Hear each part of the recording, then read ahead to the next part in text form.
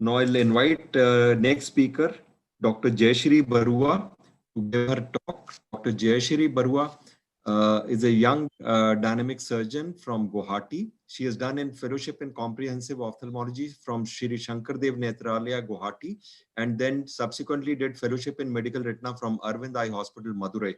She is presently president of Assam chapter of ISMSICS. Over to you, Dr. Jayashri, for your talk.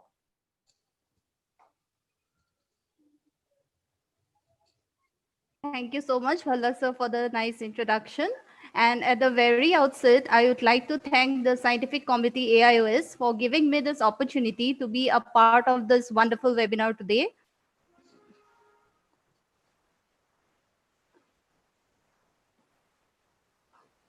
My slides are visible, right?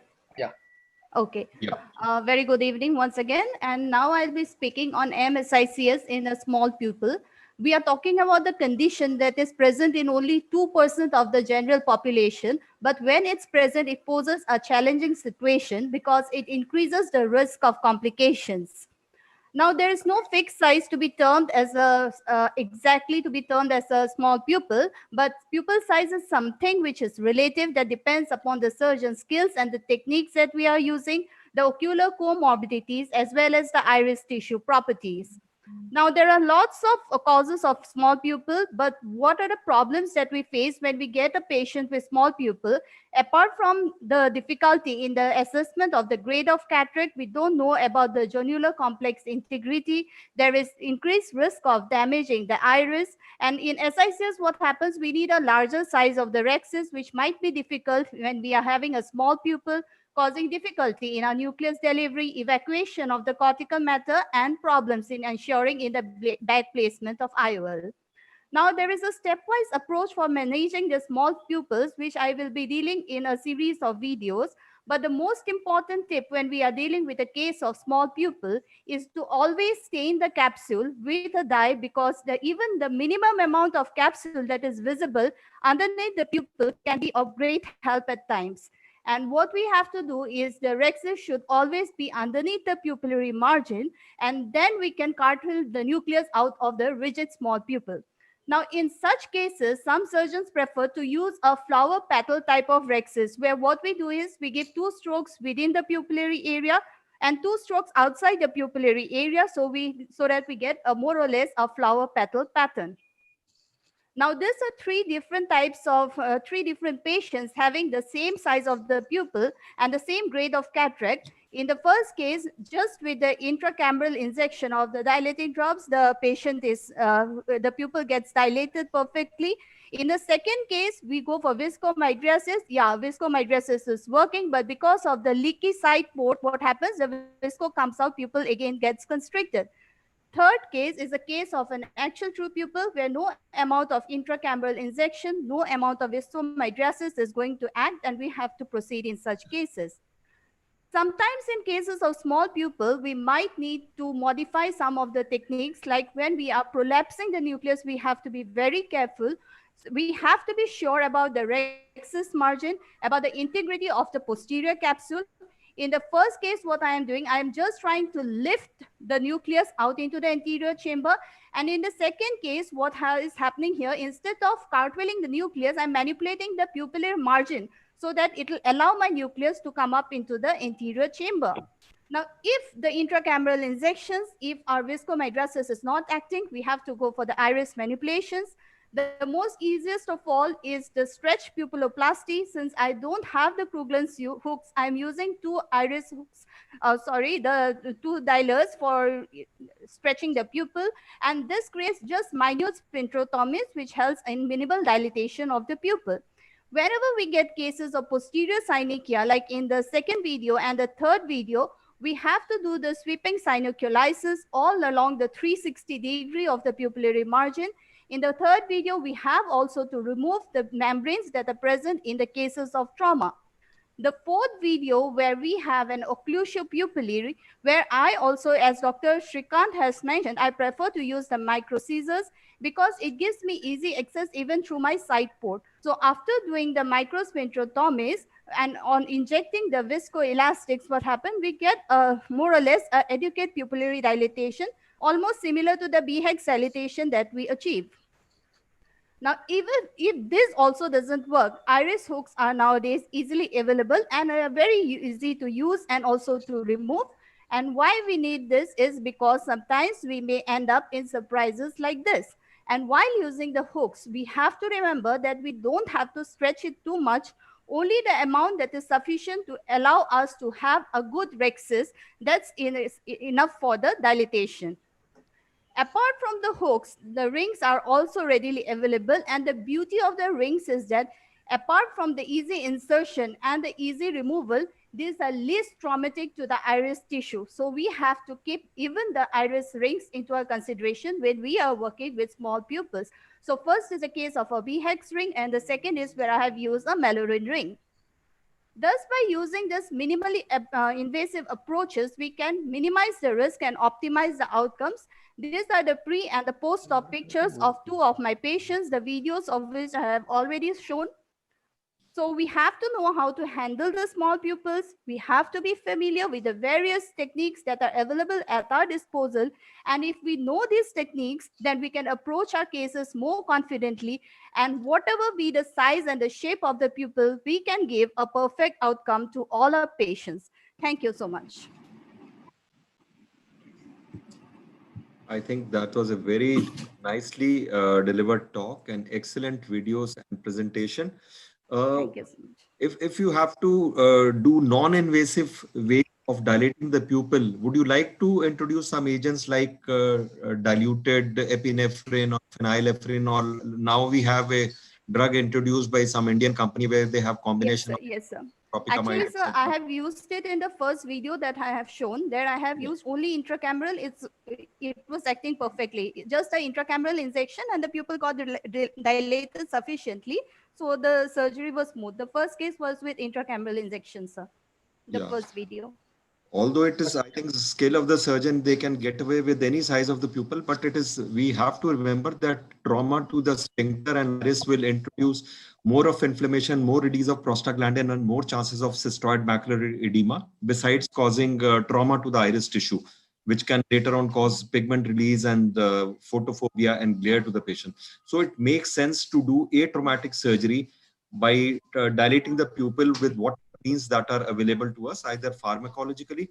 And another comment I would like to make is that we always are concerned that IFIS is a disease which is mostly in the males, taking tamsulosin or alpha adrenergic antagonist in males. But we have to remember that these alpha and adrenergic antagonists are also being taken by females. So we should definitely take history of these kind of drugs like prazosin, etc., because it's a drug which is recommended for hypertension and urinary incontinence. So that part of the history is very important, which we sometimes forget, sir. Dr. Deepak, would you like to make some comment? I think Deepak has joined. Yeah, Professor Deepak, sir. Thank you, sir. First of foremost, I would like to congratulate Dr. Jayashree for showing us tips for all the aspects of the.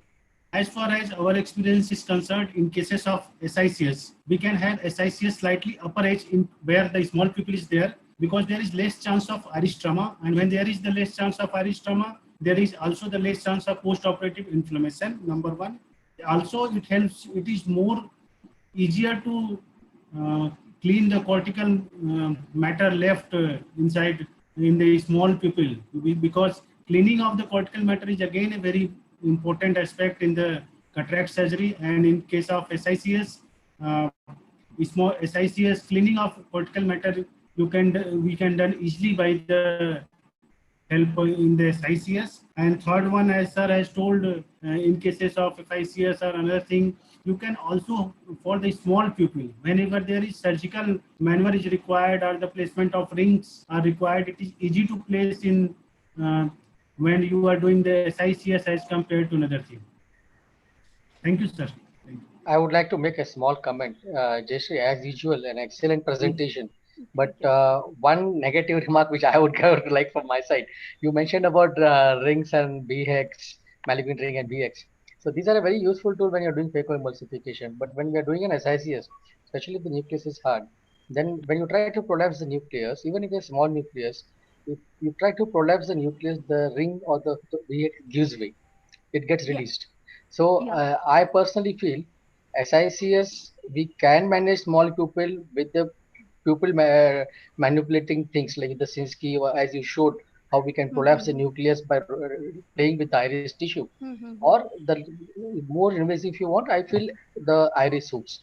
But the BHEX or the Malugin ring doesn't give us so much of wonder effect when we compare to the other methods. That's all. Thank you. Yeah, that's right, Dr. Amit. Actually, this is only up to the point of making the rexes. After that, actually, BHEX Yeah. or whatever it is, it's not necessary. Actually, one And important yes, thing sir. with Yes, the sir. iris retractor, iris hooks, is one important thing is that when we do capsular axis, we have a full view.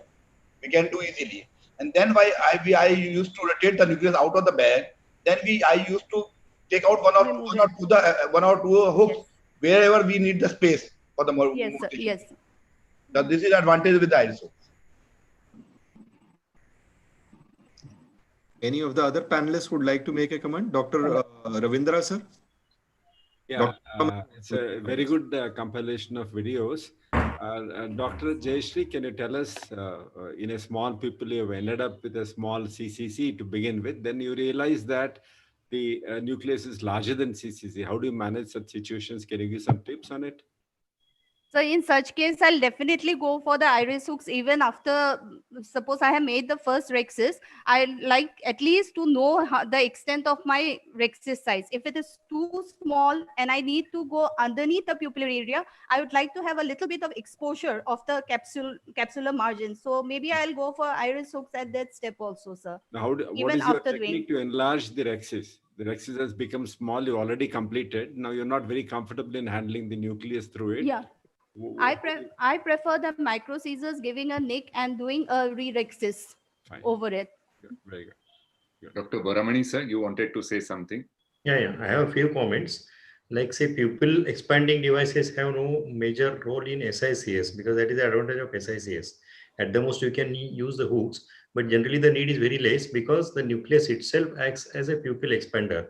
When you're rotating and taking the nucleus out in the antechamber, the nucleus also expands the pupil. So that acts as a pupil dilating device. That is the one thing. Second thing, making a CCC in small pupil, even if your pupil is not very big or comfortable, if you're not able to visualize the margin of the CCC, still you can proceed by judgment only and you can complete the adequate size of rexis without visualizing the advancing age of the capsule rexis. That can be easily done.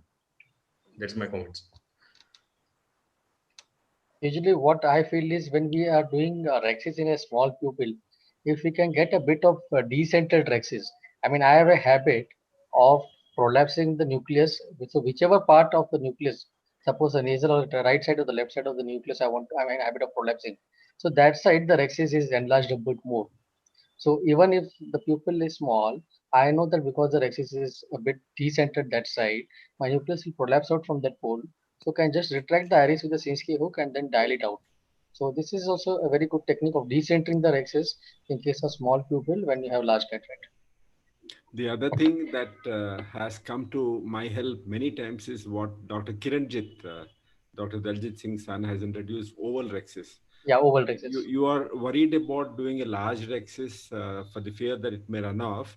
So you do oval rexis or a triangular rexis at portions, regional levels. You go out and come back again, and that will again give an excellent control on the retaining the rexis as well as having a larger rexis for the nucleus to come out. So that's what I meant, Dr. Mesan, that the decentered rexis is, you can do an oval rexis at one particular part where you want to prolapse out the nucleus, and the other side you can have the normal circular fashion. So one quadrant of the rexis is ovally shaped.